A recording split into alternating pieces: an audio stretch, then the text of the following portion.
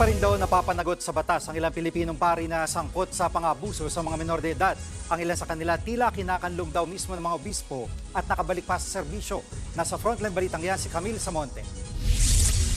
Sa report na inilabas ng US-based abuse tracking group na bishopaccountability.org na bistong 82 pari pala sa Pilipinas ang sangkot sa iba't ibang kaso ng sexual abuse sa mga bata. Ayon sa grupo, kasama sa bilang na yan ang ilang Pilipinong pari na nang molestya dito sa Pilipinas at sa ibang bansa. Pati ang ilang kaso ng mga pari galing Amerika, Ireland at Australia na nang molestya rin ng mga menor de edad sa Pilipinas.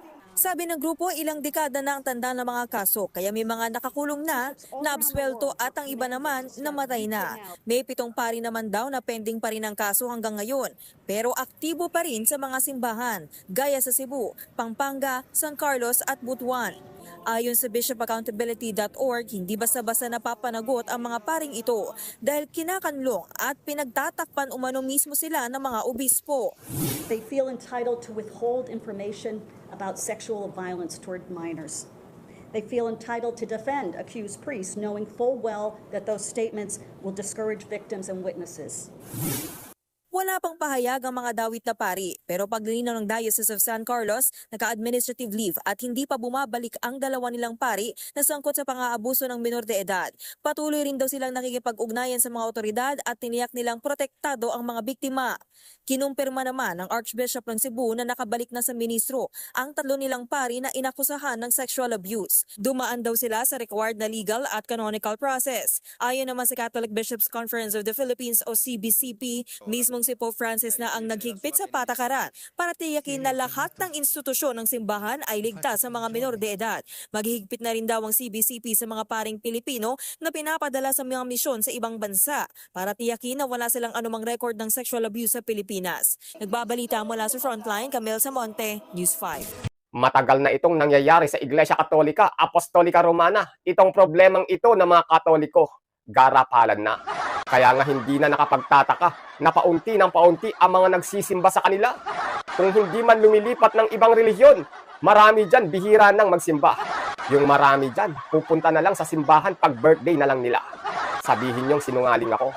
O kaya nawawalan ng pananampalataya ang marami at nagiging 80s na lang dahil sa mga kagagawan mismo ng mga pari nila. Malaki talaga ang epekto sa pananampalataya ng mga Katoliko itong mga kasong pangahalay ng mga pari sa buong mundo.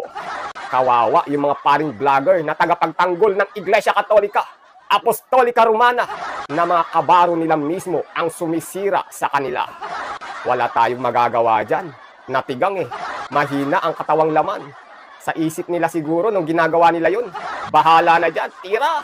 Kahit na mahuli at magsumbong itong biktima ko, basta makaraos. Kailangan ko nang mailabas itong sago-sago na matagal ko nang hindi na ilalabas. Hindi na sapat ang maglolo. Bahala na dyan. Kasalanan nyo to. Bakit kasi kayo gumawa ng doktrina na bawal mag-asawa? Ayun, yan ang resulta. Naimbag nga daw yung amin manin mga kabagis. Magandang araw po, Luzon, Visayas at Mindanao. At sa lahat po ng Pilipino sa buong mundo, magandang araw po. At kahit kailan hindi kasama sa pagbati natin ang mga barairong ng mga Pilipinong pro-People's Republic of China. Mga kabagis, meron na namang sumambulat na bagong iskandalo ng mga pangahalay ang mga paring Pilipino. Ulitin natin, mga paring Pilipinong Katoliko. Wow, tigang na ba mga father? Hindi na ba sapat ang maglolo? Panigurado, sago-sago na yan no, kaya hindi na napigilan. Ang tindi nyo, nakakahiya ito Isipin mo, mga nagpapakilalang mga banal, nakatayo sa kapulungan na naghahatid di umano ng mga salita ng. Huwag na nating banggitin ang pangalan ng nasa taas. Madadamay pa sa mga kamanyakan na mga ito. Grabe, ano na nangyayari sa Iglesia Katolika, Apostolika Romana? Nangyayari na ang nakasulat sa banal na kasulatan. Naguhuna ang dakilang Babylonia. Pabagsak na ang Iglesia Katolika, Apostolika Romana. Ayoko pumalakpak. Kayo na lang. Masakit ito sa mga nagtatanggol sa mga Katoliko, lalo na yung mga vlogger na pare. Sige, kayo na lang ang pumalakpak. Magpalakpakan kayo.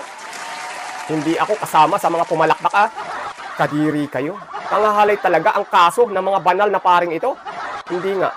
Baka fake news ito Sangkay Janjan. Madamay pa ako. Kulong tayong dalawa pag nagkataon. Hindi, si Sangkay Janjan tong bibigyan natin ng komentaryo eh. Hindi ito fake news, Fedler. Pag ako napasubod dito, Sangkay, ayusin mo. Kulong tayong dalawa.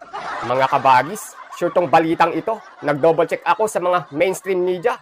Kalat na itong iskandalo na namang ito ng mga paring nakasuot tupa. Pero sa loob, mga asong maninila, walang kadala-dala. Pero hindi na nakakagulat itong balita na ito. Hindi na to bago na marami talagang naglalabasang mga hinalay ng mga paring banal na mga Katoliko. Sobrang dami ng kaso sa buong mundo ang ginawang pangahalay ng mga pare. Ano ang ibang salita ng pangahalay? Di ba? Pangmamolestya. Ang gumagawa nito ay kapatid ng rapist. Naspak ka, Mang Kanor. Meron ng mas malala sa'yo. Meron ng mas manyakol pa sa'yo. Kaya kayo namumura ni Digong eh. Mga manyakis kayo. Asakay, mga dugyot. Ew! Nai-imagine ko kayo na nagpapalabas ng sago-sago.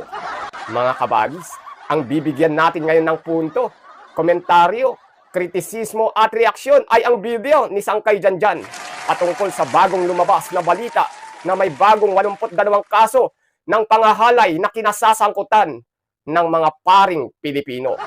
Santong kabayo, banal na aso, mas manyakol pa kayo kay Mang Kanor. Natatawa ako.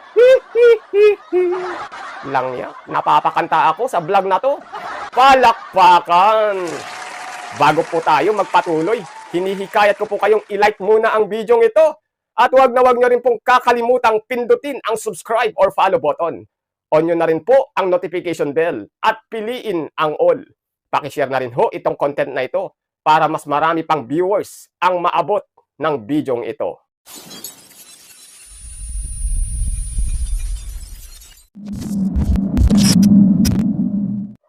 So ito mga sangkay, meron pong lumabas na balita ngayon tungkol po dito sa mga pari ng Katoliko na meron pong matinding impormasyon na kumakalat ngayon mga sangkay. Isa pong, pag-usapan po natin ito.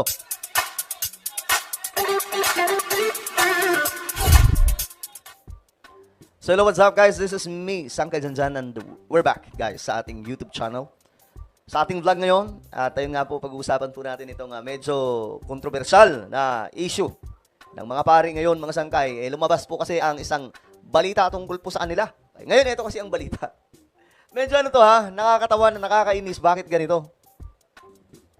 Ayon po kasi dito sa report, tinatayang nasa 82 daw po na pari sa Pilipinas, may record umano ng panghahalay. Ayan po, oh. Bakit naman ganon? Ano yun, mga tigang?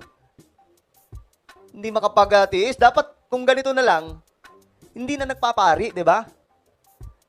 Huwag na kayo magpari, magano na lang kayo. Mang chicks na lang kayo ng mang chicks dyan. Hindi yung tipong, pari nga kayo, tapos, hindi lahat, hindi lahat. Kasi marami namang pari sa Pilipinas. Pero may 82 daw po kasi, ayon dito sa report. Ano to, ang nag-post po nito ay Manila Bulletin. Isa po ata to sa mga, pinaka-website, dito po lumalabas yung mga report. Tinatayang nasa 82 na mga priests sa Pilipinas, may record umano ng panghahalay.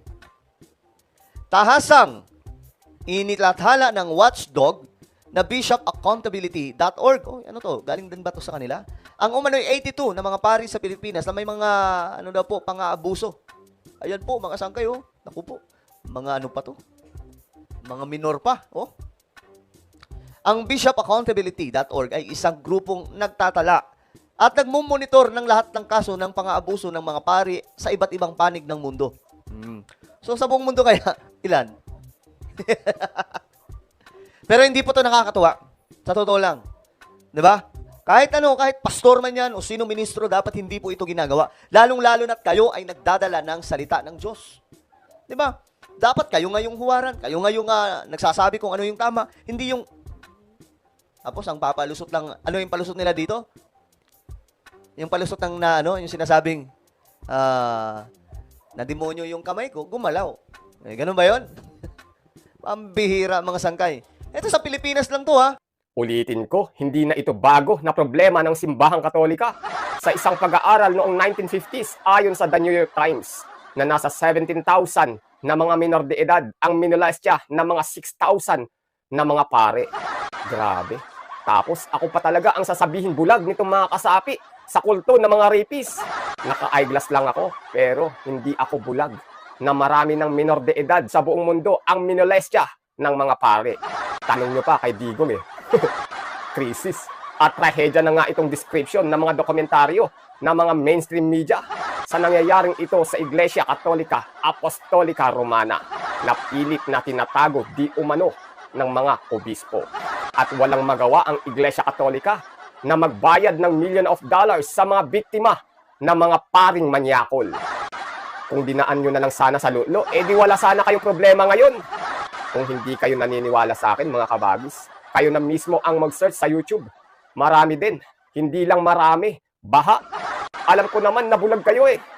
Ayaw nyong tanggapin na ang katotohanan na pinamumunuan kayo ng mga paring manyakol. Ito ba yung magdadala sa inyo sa kaligtasan? Pag sinabi kong hindi kayo maliligtas dyan sa katolisismo, may makapal kayang mukha na kokontra sa akin. Sentido komon, hindi ka dadalhin ng mga taong ito sa kaligtasan. Sa sarap na tila langit, oo, kaya kang dalhin. Batay sa database na inilathala ng naturang grupo, hindi lamang limitado sa mga paring nakadestino sa Pilipinas ang nasabing 82 na pari na may kaugnayan sa mga pangahalay sa mga, ako po, mga ano pa to, kabataan, no? Ang ilan umano sa mga ito ay mga Pilipinong paring nakabase rin sa United States. At ilang mga pari naman mula sa US, Ireland, at Australia na nasa Pilipinas. Bakit sugad, mga sangkay? Ano ang nangyayari sa ating mundo? Bakit ganito? Ito binabasa lamang po natin ang balita mula po ito sa Manila Bulletin. Sa pa ng grupo, mas mapapadali umano ang pagtukoy sa mga paring nangaabuso kung makikipagtulungan umano ang mga dioceses at mismong sistema ng hustisya ng bansa sa pagtukoy sa mga ganitong kaso. Ang naalala ko tuloy dito sila Padre Damaso at saka si Padre Salve, di ba? Ako po, wag sanang hayaan ito ng otoridad na como pari, hindi na po pagbabayarin. So, siguro, kung may data ng ganito, ilabas, then ipasa po sa mga authorities po natin. Nang sa ganun, mapailan po ng reklamo ng talagang, ewan ko, mga sangkay, kung itong case ba nila, doon lamang po sa simbahang katoliko, o ito po ay mismong nasa otoridad na. Diba? Grabe mga sangkay. May pambihira itong nangyayari. Dapat ka maging huwaran sila dyan Diba? Sabi nga, dapat kung ano yung pinangangaral, hindi lamang basta pangangaral, kundi pinamumuhay. Diba? Ay, naku po. Alam nyo, hindi lamang po mga pari, may mga pastor din pong ganito. So, I hope na maipaalala sa atin, kumbaga na wag naman po sana ganito. Kasi kayo po, naniniwala kayo na tinawag kayo ng Diyos. Pero kung may mga ganitong klaseng aktibidad, ang tanong dyan, sa Diyos pa ba ang ginagawa ninyo? Diba? Bagamat may mga akusadong pari na raw ang nasibak mula sa kanilang serbisyo, may ilan daw sa mga ito ang palihim na nakababalik sa kanilang posisyon dahil umano sa tulong ng mga arsobispo. Oy, huwag ganon, mga arsobispo, ano ba yan? Ano ba yan? Bakit ganon? Kinukonsintin nyo? Yung mga ganitong klaseng gawain? Huwag ganon. Ano ba itong mga arsobispo? Ito ba yung mga obispo ng Katoliko? Ang bihira mga sangkay. Ayan they feel entitled to return priests accused of very serious crimes to ministry without humbly accounting for why they feel the priest is no risk. Huwag ganon. Kung sino man, mga palakasan system na yan, Matagal na itong nangyayari sa Iglesia Katolika Apostolika Romana. Itong problemang ito ng mga Katoliko, garapalan na. Kaya nga hindi na nakapagtataka na paunti ng paunti ang mga nagsisimba sa kanila. Kung hindi man lumilipat ng ibang relihiyon, marami dyan bihira nang magsimba. Yung marami dyan, pupunta na lang sa simbahan pag birthday na lang nila. Sabihin niyong sinungaling ako. O kaya nawawalan ng pananampalataya ang marami at nagiging 80s na lang dahil sa mga kagagawan mismo ng mga pari nila. Malaki talaga ang epekto sa pananampalataya ng mga Katoliko. Itong mga kasong pangahalay ng mga pari sa buong mundo. Kawawa yung mga paring vlogger na tagapagtanggol ng Iglesia Katolika, Apostolika Romana, na mga kabaro nila mismo ang sumisira sa kanila.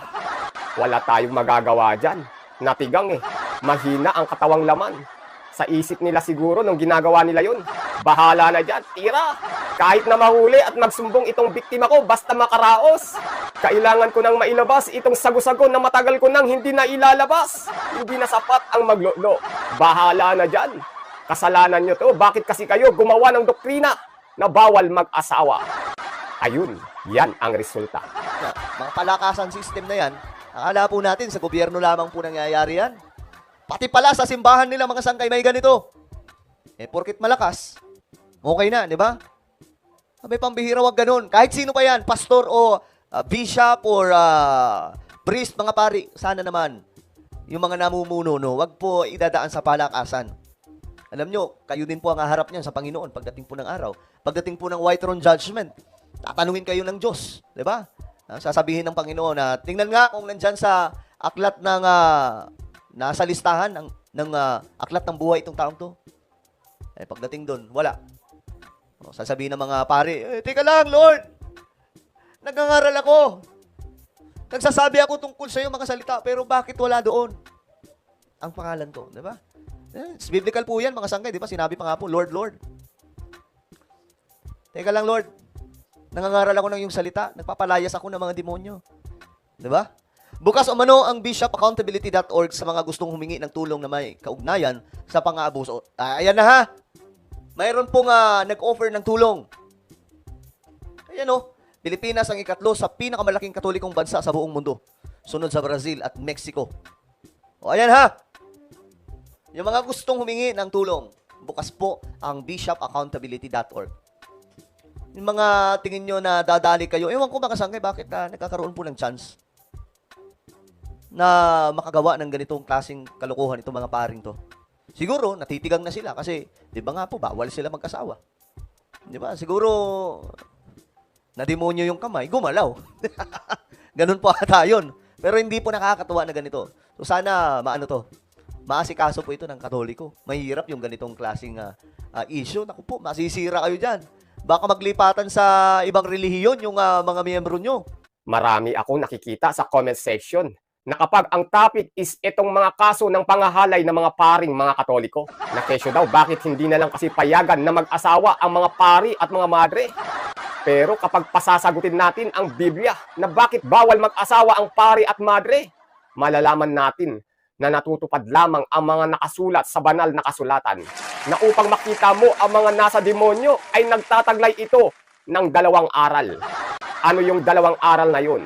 Una, may araw na ipinagbabawal ang pagkain ng lamang kati o karne. Pangalawa, ipagbabawal nila ang pag-aasawa. Kumbaga, ito ang gustong iparating sa atin ng Biblia. Binibigyan tayo ng clue. Spell clue. C-L-U-E. Ano ang mas mababaw na kahulugan ng clue?